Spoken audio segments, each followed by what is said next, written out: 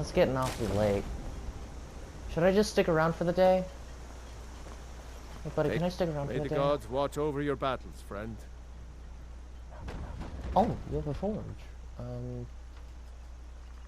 Gerder's family first settled here as woodcutters a few generations ago. She and Hod run the mill. I make a decent living sharpening axes and fixing the sawmill. That's good. That's good.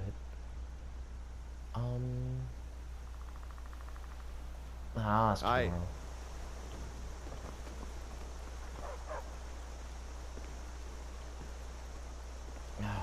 You know what? Let's fill out the rest of the day. Can I use your forge for a bit? Whatever you need. My Ysmir, if it's simple and strong, I can forge it. You looking for a new blade? I see no harm in it, if you have the skill. The grindstone will improve your weapons. Use the table to improve your armor. If you've got the raw materials, you can use the forge to make something new.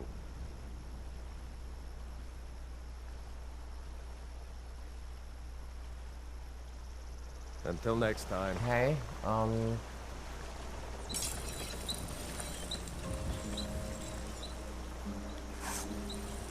is this how you do it?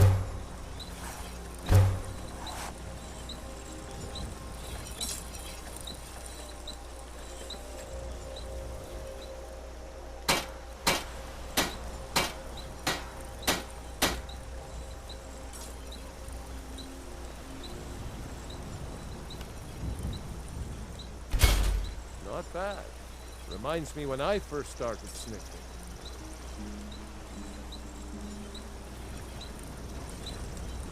Take what you need, my friend. Yes, actually. How about you smith me an iron dagger? Here's everything you need to make one. Go ahead. Cool. Mm-hmm.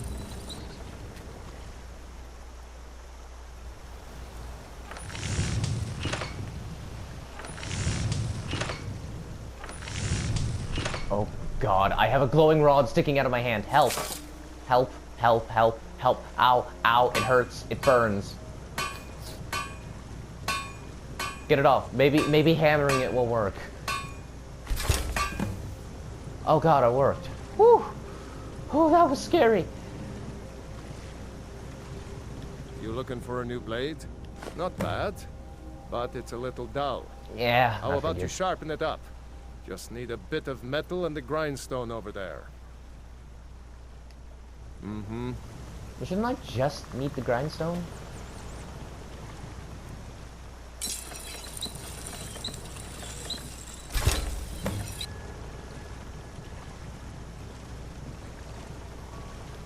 I could forge you a war.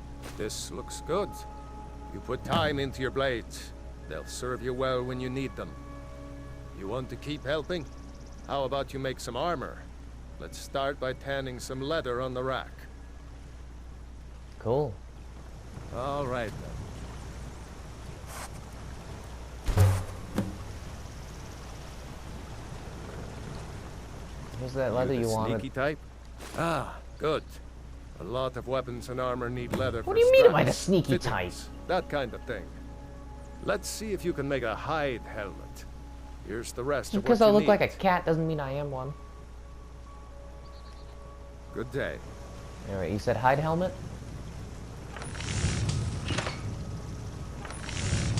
Oh no. It's happening again.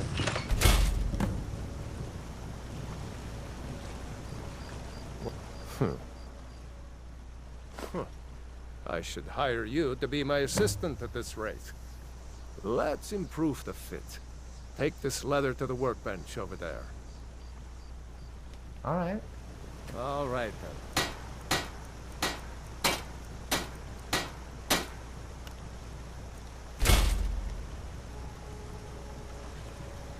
You looking for a new blade?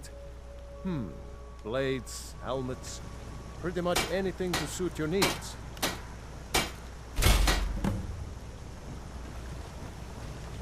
I could forge. You have talent. Keep working at your craft, and you'll be a fine smith one day. Why don't you keep that dagger and helmet? Maybe you'll remember me when you're making Skyforge steel, huh? Haha, that's cute. I don't know what that is. Anyway, Aye. I'm off to the inn. Thank you. Thanks for teaching me.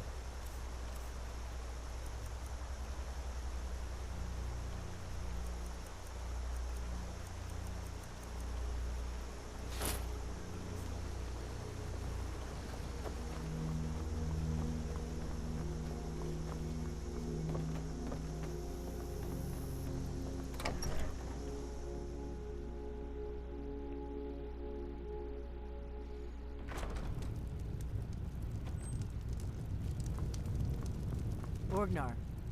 Orgnar, are you listening? Hard not to. The ale is going bad. We need to get a new batch. Did you hear me? Yep, ale's going bad. I guess you don't have potatoes in your ears after all. Just make sure we get a fresh batch in soon.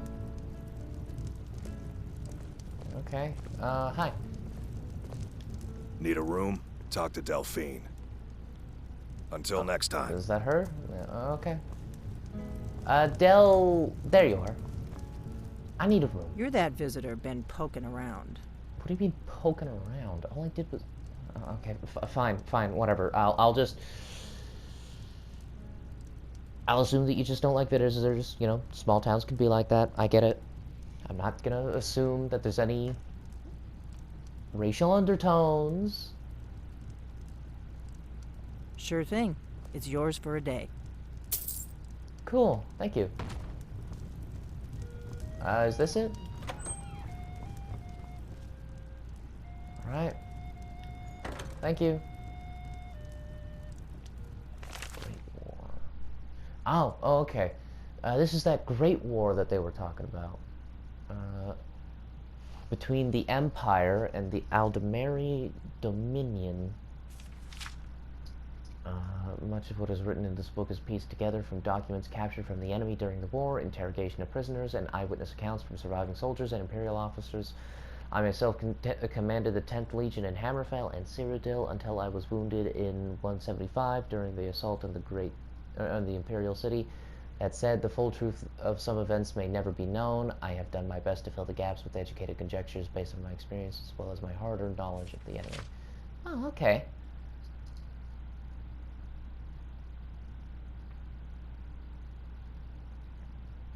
Somerset Isle suffered from the Oblivion Crisis as much as Cyrodiil. The elves made war upon the Oblivion invaders, occasionally even crossing over to close down Oblivion gates. As a nation, they had more success than Cyrodiil did, although the limitless Daedric hordes made the outcome a foregone conclusion. The Thalmor had always been a powerful faction within Somerset Isle, but had also always been a minority voice. During the crisis, the Crystal Tower was forced to give the Thalmor greater power and authority. Their efforts almost certainly saved Somerset Isle from being overrun. They capitalized on their success to seize total control in 22. So, like, what's with, like, the 4E and stuff? Is that like a dynasty thing? Like the 4th dynasty or whatever? Okay. They renamed the nation Alanor, which harkens back to the earlier age before the ascendancy of man. Most people outside the Aldemari Dominions still call it the Somerset Isle, either out of peevishness or ignorance. In 4E29, the government of Valenwood was overthrown by Thalmor collaborators and union with Alanor proclaimed. It appears that Thalmor agents had formed close ties to certain Bosmeri factions. Even before the Oblivion Crisis, the Empire and its Bosmer allies, caught completely off guard, were quickly defeated by the much better protected Altmer forces that invaded Valenwood. On the heels of the coup, thus was the Aldemari Dominion reborn. Okay, so there's like this, like, cult or elite force that took over. Most scholars believe that there was some sort of internal strife in Alanor, but very little is known about the factional struggles that went on inside the Dominion, while the Thalmor consolidated its power in the Somerset and Valenwood. In 4E98, the two moons, Messer and Secunda, vanished.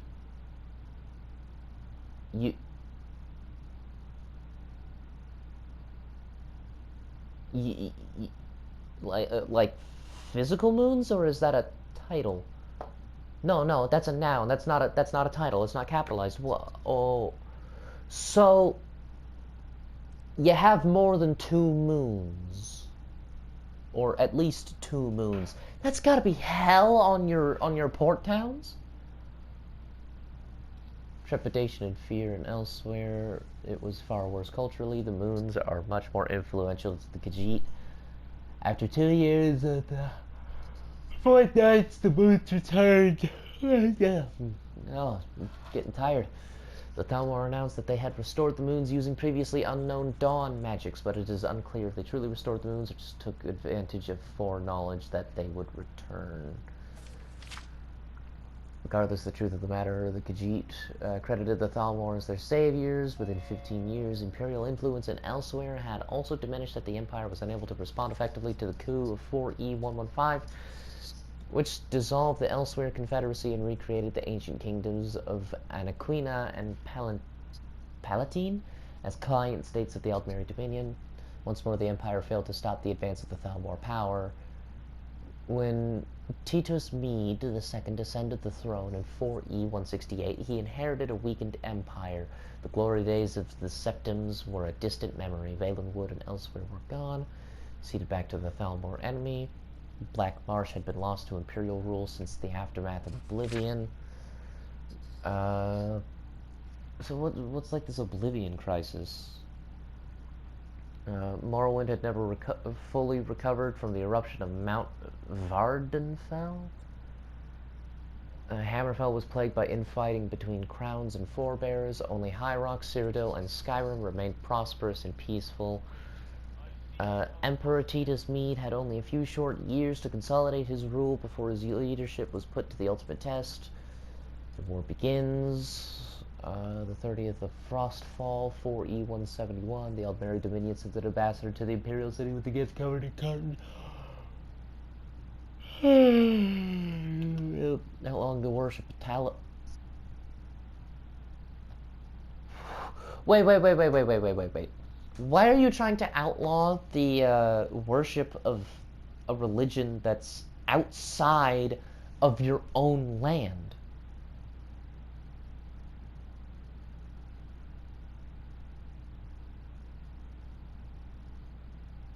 This is ridiculous. What a bunch of authoritarians. That's wrong. That's morally wrong.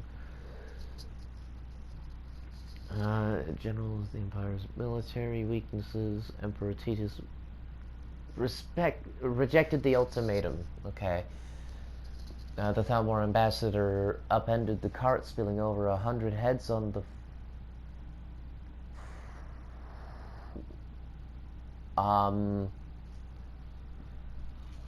what are these blades? Like I'm imagining like 100 Wesley Snipes.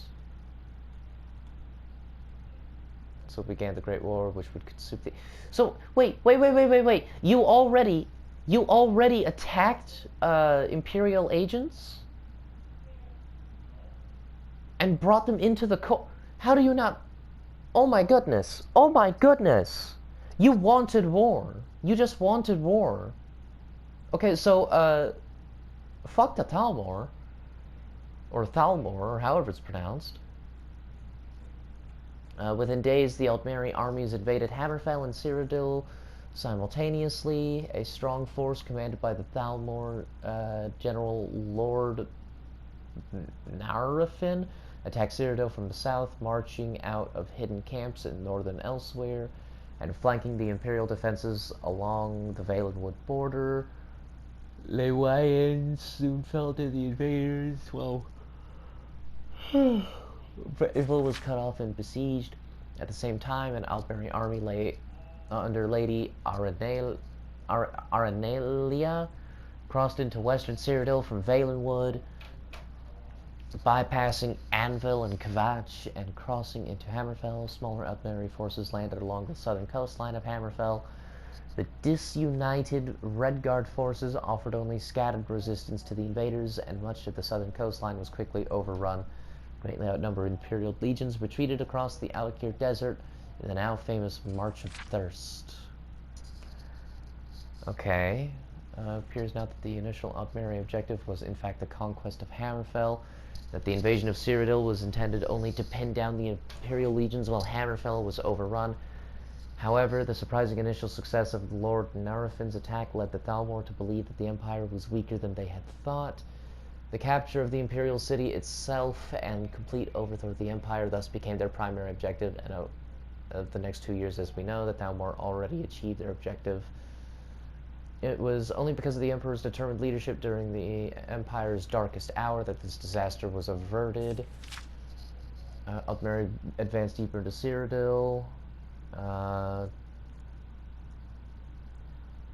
By the end of the year, Lord Narafin had advanced to the very walls of the Imperial city. There were fierce naval clashes in Lake Rumer, and along with the Neban, Imperial forces attempted to hold the eastern bank. Hammerfell and Thalmor were content to consolidate their gains as they took control of the whole southern coastline, which was in fact their stated objective, and the ultimatum delivered to the Emperor of the southern cities. Only Hegath still held out. The survivors of the March of Thirst regrouped from the northern Hammerfell, joined by reinforcements from High Rock. The year 4E 173 saw stiffening Imperial resistance in Cyrodiil, but seemingly inexorable Altmeri advance continued. Fresh legions from Skyrim bolstered the Emperor's main army in the Imperial city, but the Altmeri forced the crossing of the Neban and began advancing in force up the eastern bank. By the end of the year, the Imperial city was surrounded on 3 sides. Only the northern supply route to Broom remained open, and Hammerfell Imperial fortunes took reconciliation of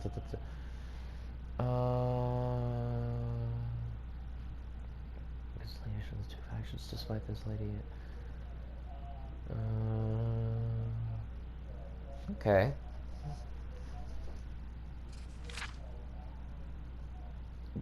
The sack of the Imperial city. Oh boy. Hope this one isn't a porno. The Thalmor leadership committed all available forces to the campaign in Cyrodiil, gambling on a decisive victory to end the war.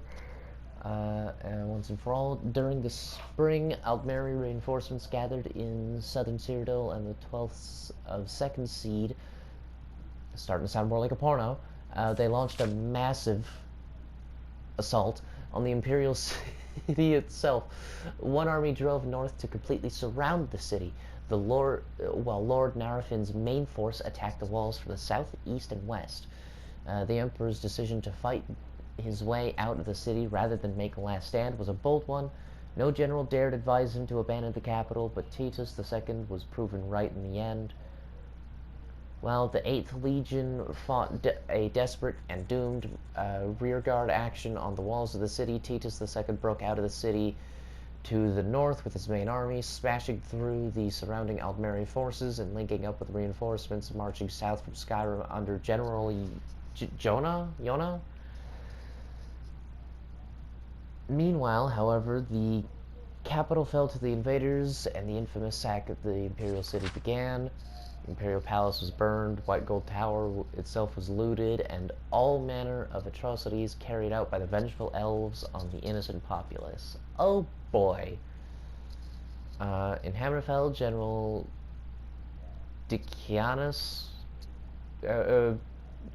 General Dickinus was preparing to drive back the Altmeri from Skaven and was ordered to march. What the fuck was that?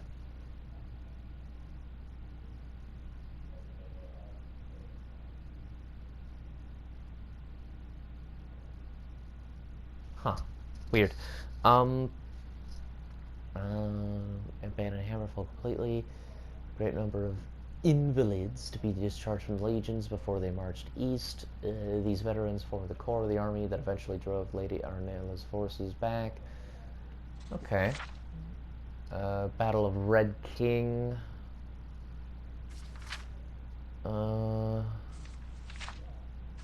how much more do I have to go through this? Okay, I'll read the rest of this later. Right now, I'm gonna head to bed.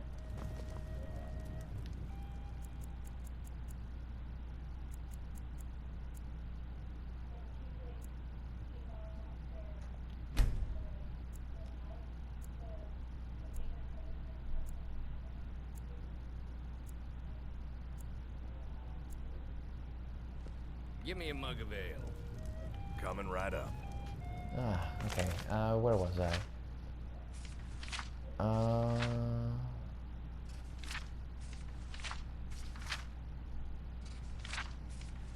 They called it brief, but it doesn't feel brief.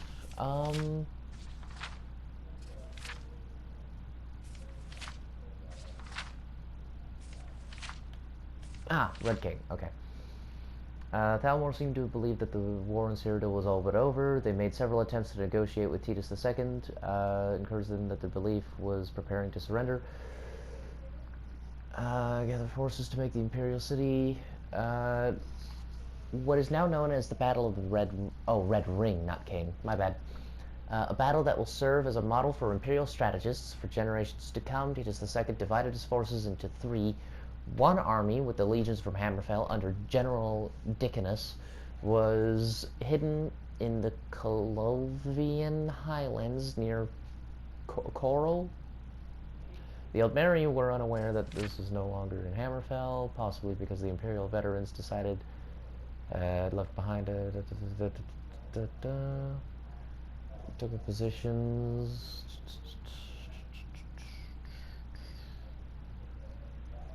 Rain's hand, the bloody battle of Red Ring began as General Dickinus swept down the city from the west, while General Jonas's legionaries drove along the Red Ring Road. In a two-day assault, Jonah's army crossed the Nubin and advanced west, attempting to link up with Dickinus's legions and thus surrounded the Imperial City.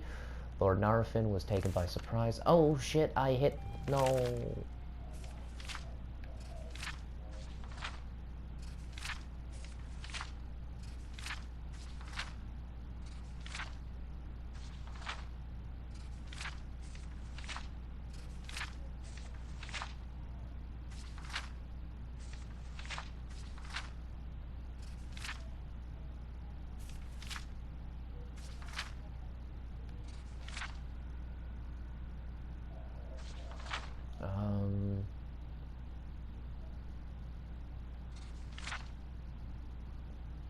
okay. Dickinus's assault, but Jonah's troops faced bitter resistance as the Aldmeri counterattacked. North Legionnaires held firm, beating off... This is a porno. The piecemeal Aldmeri attacks. By the fifth day of the battle, the Aldmeri army in the Imperial City was surrounded. Titus II led the assault from the north, personally capturing Lord Narfin. As rumored, the Emperor wielded a famed sword, Goldbrand. Although this has never been officially confirmed by the Imperial government.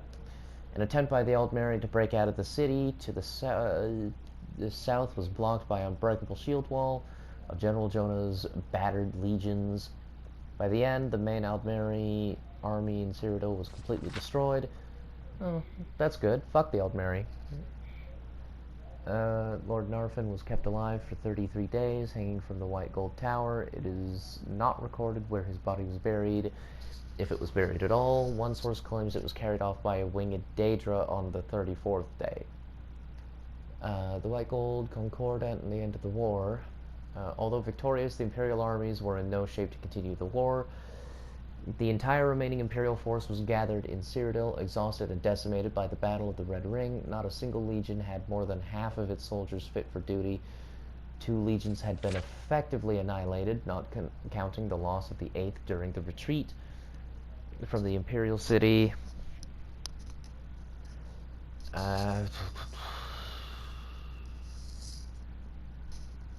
Gave the Empire a chance to regain its strength. The 2 most controversial terms of the Concordat were the banning of the worship of Talos, which shouldn't have been a part of that, and the cession of a large section of southern Hammerfell, most of what was already occupied by Aldmeri forces. I think that's fine. Ceding Hammerfell, that's fine. Don't let your people, like, don't let them be beaten down by like people who don't like their religion. That ain't right.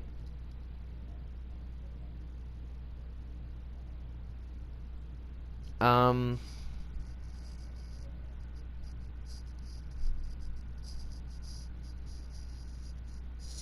Concordat was identical to the ultimatum the Emperor rejected 5 years later, or earlier. However, there's a great difference between agreeing to terms under the mere threat of war and agreeing to them at the end of a long destructive war.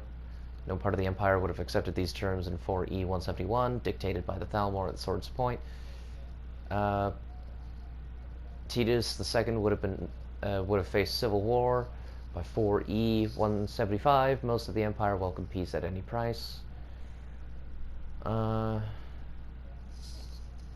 They should have pushed for further negotiations, but I could see why they did that.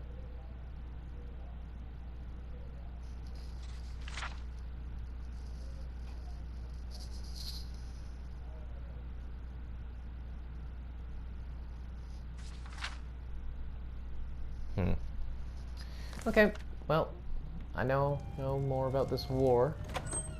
Ow, my face. Oh, I need to eat. I'm hungry.